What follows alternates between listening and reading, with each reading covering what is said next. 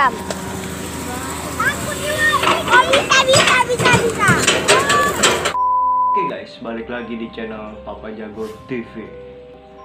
Sesuai thumbnail gue atau judul gue yang udah gue tulis dan kali ini gue pengen bikin sebuah video yang menurut gue tuh yang lagi gempar-gemparnya, yang lagi heboh-hebohnya di dunia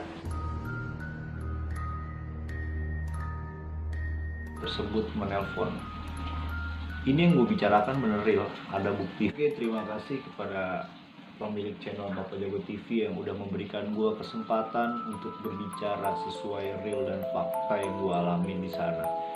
Dan di sini gue pengen ngebahas beberapa kejanggalan yang terjadi di Langkat, terutama untuk 3 anak orang yang hilang secara bersamaan. Fakta yang pertama yang gue lihat di sana itu adanya rekaman video dari korban yang bernama Zahra. 3 anak tersebut namanya Nizam, Zahra, dan Yogi. Jadi sebelum kejadian tersebut, Zahra sempat merekam aktivitas yang berada di perkebunan sawit tersebut.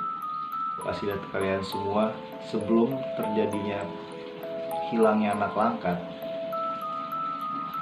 ada seseorang di balik beko eksavator itu yang mengindik, melihat situasi atau apa.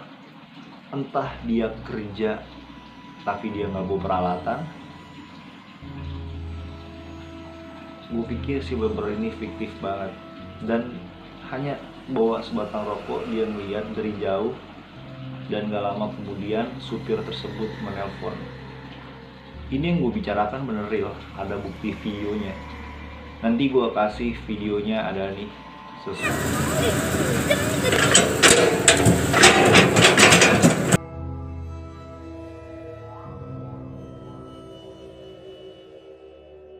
sesuai dengan ini, sambil kita sharing sama-sama kira-kira apa yang menurut kalian, sambil nanti gue bisa omongin ke semua teman-teman gue yang relawan-relawan yang lain, dan supaya gue sambil cari lagi kira-kira kejanggalan apa lagi yang bisa gue dapetin, yang bisa gue temuin supaya anak Langkat ini bisa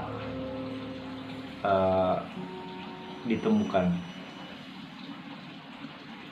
Jadi eksavator itu supir yang gue rekam, yang gue lihat, yang bener-bener gue telaah, yang gue dengar, dia ngomong bahasa Jawa gitu. Dan yang gue pikir bahasa Jawanya itu yang berarti menurut gue, pertamanya dia angkat telepon, jawab iya, yo, kerjo kata dia. Oh kerjo ya, berarti iya kerja kata dia. Gue nggak tahu lagi karena suaranya kurang jelas, tapi situ sempat terdengar bicara iya 3:30 kata dia.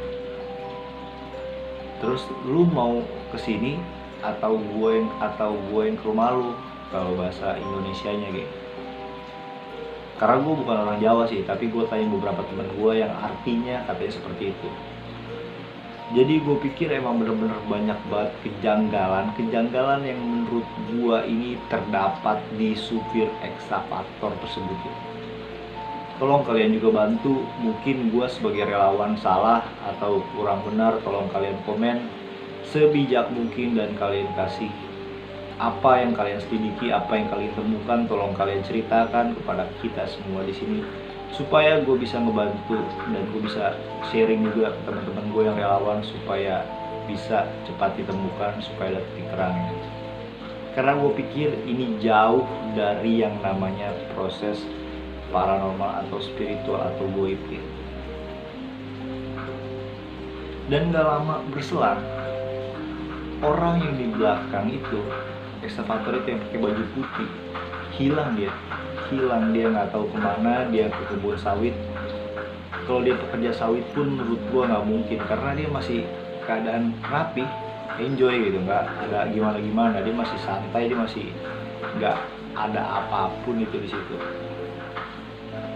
Dia cuma ngintip dan dia cabut. Kalau secara logika, kita logika aja ya, karena gue bukan anggota kepolisian atau apapun yang gue bisa ini, tapi logika ngapain coba. Dan alhamdulillahnya untung si Zahra punya video rekaman di handphonenya tentang prosesnya adanya di lahan itu. Kalau dia pekerja, dia mau ngapain sih tuh? Kenapa dia nggak ikut turun ke lapangan coba? Kenapa dia nggak ikut gimana untuk turun? Nggak ada dia. Dia hanya ngintip, pergi, dan hilangnya nggak tahu kemana. Tiba-tiba hilang aja. Tapi gue heran ya, percakapan itu bener-bener fiktif banget sih menurut gue. Menurut kayak harga, ngomongin satu masalah harga, duit yo, dua masalah tempat. Coba lu pikir, masalah tempat, dia mau ngapain? Rasa siapa dia? Kenapa waktu adanya anak tersebut dia baru mengangkat telepon, baru ada bicara transaksi? Oh iya itu apa coba? Coba lu pikir, lu kita bener-bener, lu pikir sih gila banget sih. Gua bener-bener nggak habis pikir banget sumpah. Tapi ya gua minta kawan-kawan semua bantuan gotong royongnya supaya anak-anak langka tersebut bisa ditemukan.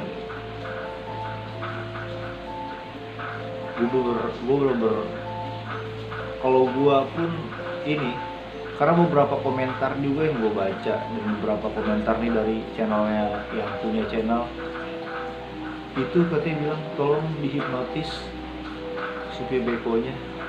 Dan lu sempet lihat nggak beberapa saat lalu polisi sempet bertanya tentang anak tersebut. Lu lihat nggak gestur tubuhnya supir beko tersebut? Lu lihat dari matanya, mukanya, raut wajahnya, seperti kayak orang shock atau orang gelagap gitu. Tapi gue pikir polisi penyidik itu pasti akan lebih bagus dan lebih mengerti tentang mimik wajah, gaya bicara atau apapun. Tapi di sini yang gue bahas hanya sebuah fakta yang gue dapet dari video Zahra tersebut ya. Mungkin dari kalian, tapi gue bakal usaha lagi, selidikin lagi. Tapi tolong kalian juga bantu sharing, kalian komentar apa aja yang menurut kalian tuh kejanggal. Nanti bisa sambil gue sharing, sambil bisa gue, supaya ada titik terangnya di sini. Jadi supaya benar-benar tuh selesai, supaya benar-benar ketemu di akhir bulan ini deh.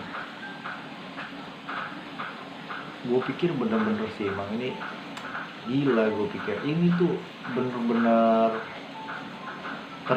terprogram banget, terorganisasi banget menurut gue. Jadi waktu siang hari mungkin orang waktunya istirahat ya kan, waktunya orangnya lagi sepi di sana, dia baru mulai bergerak, dia baru mulai coba untuk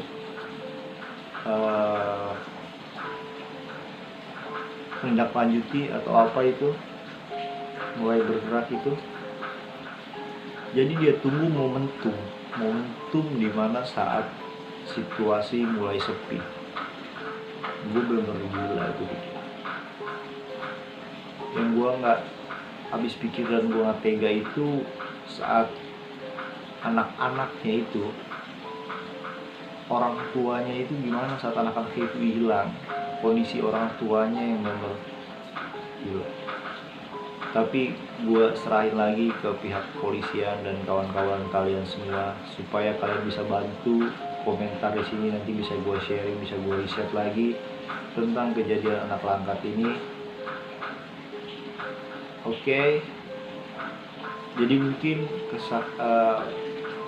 cerita gue tentang anak langkat ini sampai sini dulu. Gue minta doanya untuk kalian semua supaya anak langkat ini cepat ditemukan. Gue Papa Jago. See you the next video. Cabut lu coy.